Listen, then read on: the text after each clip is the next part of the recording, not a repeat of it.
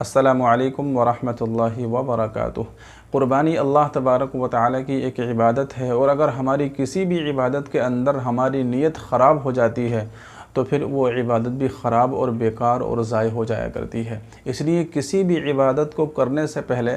ہمیں اپنی نیت کو بالکل خالص کر لینا چاہیے، اللہ تبارک و تعالی کی رضا کے لیے، اللہ کو خوش کرنے کے لیے اور اللہ کے حکم کو پورا کرنے کے لیے وہ عبادت کرنی چاہیے۔ اس لیے ہم کوئی بھی عبادت کریں تو سب سے پہلے اپنی نیت کو بالکل خالص کر لیں، پاک اور صاف کر لیں۔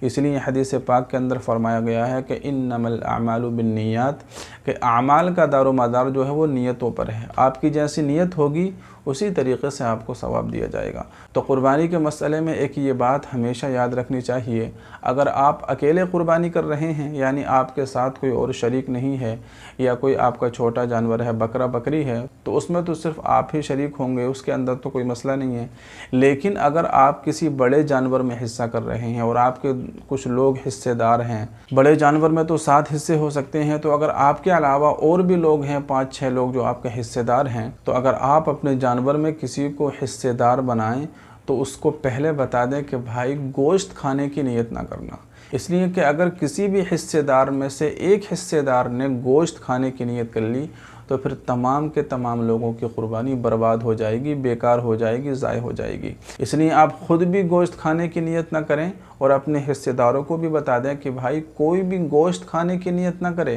اس لیے کہ گوشت کھانے کی نیت اگر ہو گئی تو پھر قربانی کا کوئی فائدہ نہیں ہے۔ قربانی تو صرف اور صرف اللہ تبارک و تعالی کے لیے ہونا چاہیے، اللہ کے حکم کو پورا کرنے کے لیے ہونا چاہیے۔ گوشت تو کھانے کو ملے گا ہی، لیکن پہلے ہی سے اگر گوشت کھانے کی نیت کر لی تو پھر قربانی کا کوئی بھی فائدہ نہیں ہوگا۔ اگر 7 حصے دار کسی جانور میں ہیں تو 7 کے 7 کی قربانی بیکار ہو جائے گی۔ اگر 6 حصے دار بالکل صحیح ان کی نیت ہے، اللہ کے حکم کو پورا کرنے کے لیے قربانی کر رہے ہیں،